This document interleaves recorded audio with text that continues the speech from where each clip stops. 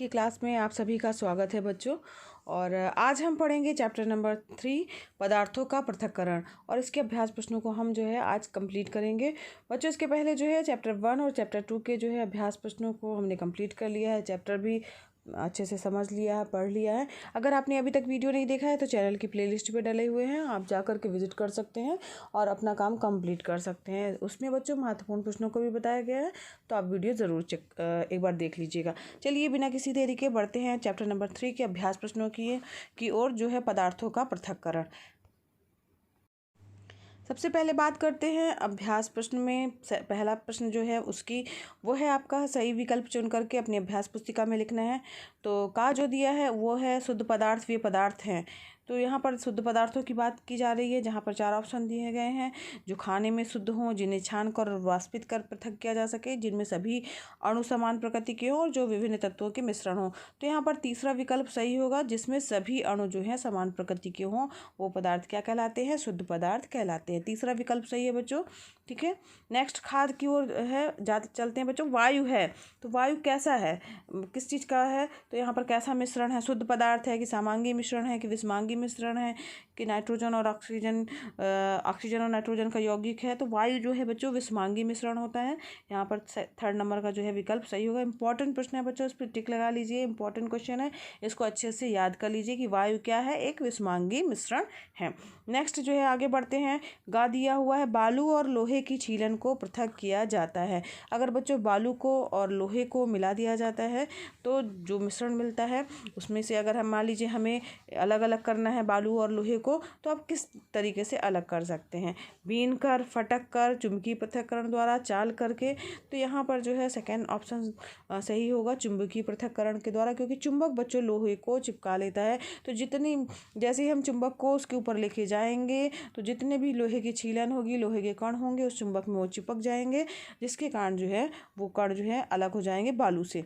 इसका एक्सपेरिमेंट भी बच्चों हमने किया है वीडियो क्लासेस जब हम चैप्टर पढ़ रहे थे उसमें, तो वो भी आप देख सकते हैं। तीसरा गा का जो है सेकंड नंबर का विकल्प सही है। ये प्रश्न भी इम्पॉर्टेंट है बच्चों।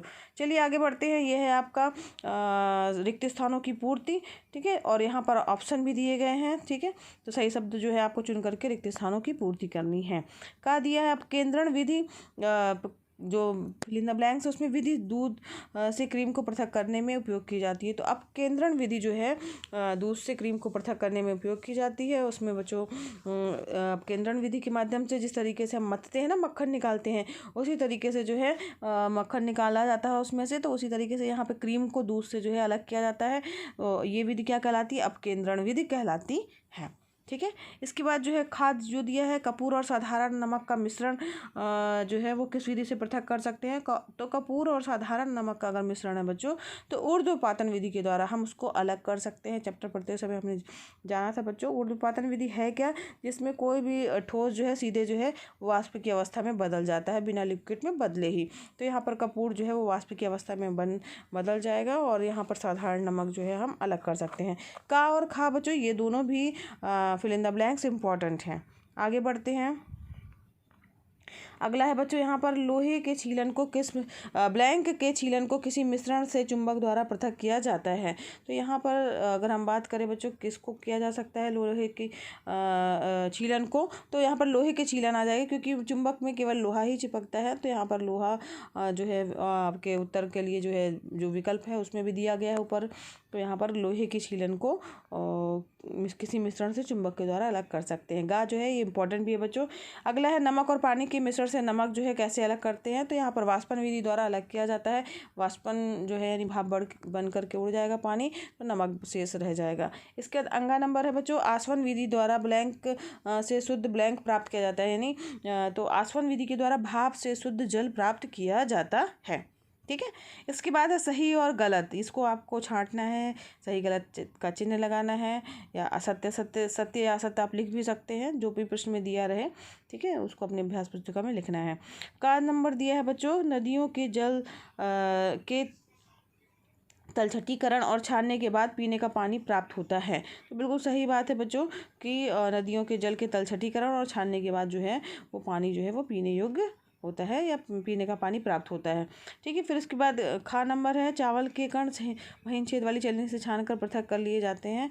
तो गलत है, चावल के कण जो है वो महीन छेद वाली छलनी से जो है छान करके अलग नहीं किए जाते हैं, बल्कि चावल के कणों को जो है वो बीना जाता है। हम लोग चावल बीनते हैं ना, साफ करते हैं।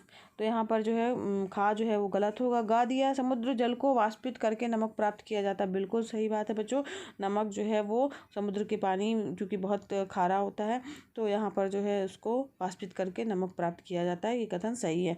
गा प्रश्न बच्चों और घा और चा, ये तीनों जो हैं वो इम्पोर्टेंट हैं। गा नंबर का, घा नंबर का और चा।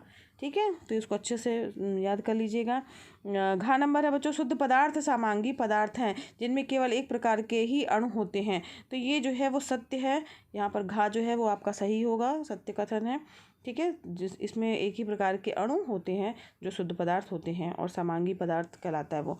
फिर अंगा नंबर है बच्चों, चीनी का शरबत जो है वो विस्मांगी मिश्रण। गलत है, चीनी का शरबत जो है वो विस्मांगी नहीं समांगी मिश्रण आ जाएगा। और यहाँ पर ये कथन जो कि विस्मांगी लिखा है, तो इसलिए जो है कथन आपका गलत है, असत्य है। फिर इसके बाद 4 नंबर है, क्रोमेटोग्राफी विधि द्वारा रंगों का विभेदीकरण करते हैं। तो यहाँ पर ये कथन जो है आपका बिल्कुल सही है, क्योंकि क्रोमेटोग्राफी विधि के द्वारा ही रंगों को विभेदित करते हैं, अलग अलग करते हैं।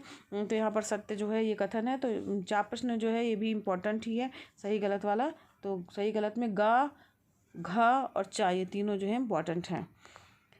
आगे बढ़िए बच्चों, चौथा प्रश्न है, यदि मिश्रण में दिया गया अवयव निम्नवत गुण प्रदर्शित कर रहा है तो उसमें पृथक्करण की कौन सी विधि अपनाएंगे।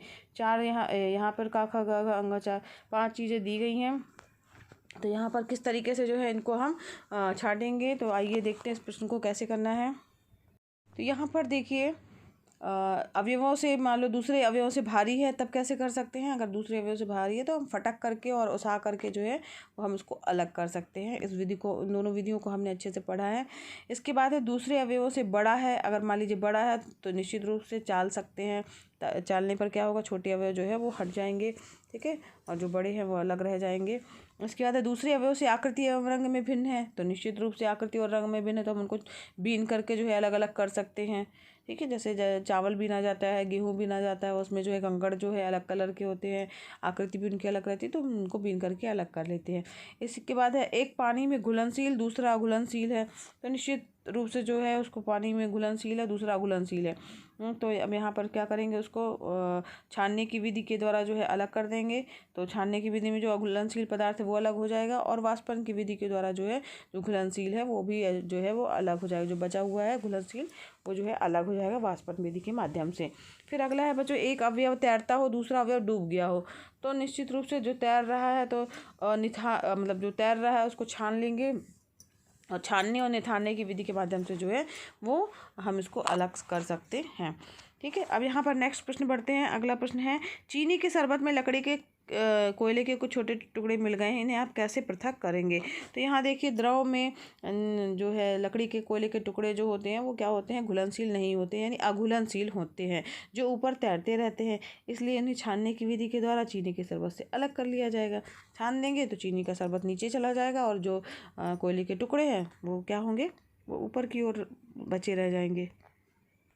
अगला है बच्चों, 7वां प्रश्न है आपका, संक्षेप में उत्तर देना है, बहुत ज़्यादा नहीं लेकिन छोटे में इसका उत्तर देना है।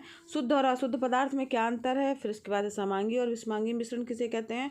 फिर 2 शुद्ध पदार्थों के नाम बताइए। तो इसमें बच्चों 2 क्वेश्चन इंपॉर्टेंट है, वेरी इंपॉर्टेंट है, का नंबर का और खा नंबर का, कि शुद्ध और अशुद्ध पदार्थ में क्या अंतर है।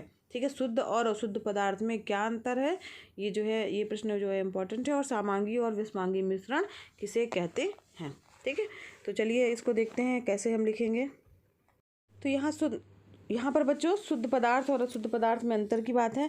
तो शुद्ध पदार्थ के सभी अणु और सभी परमाणु जो होते हैं वो समान होते हैं, और इनके अपने एक निश्चित गुण होते हैं। जबकि अशुद्ध पदार्थ जो होते हैं उनके अणु जो है और परमाणु जो होते हैं वो समान नहीं होते, यानी असमान होते हैं, और इनके गुण जो होते हैं वो भी निश्चित नहीं होते हैं।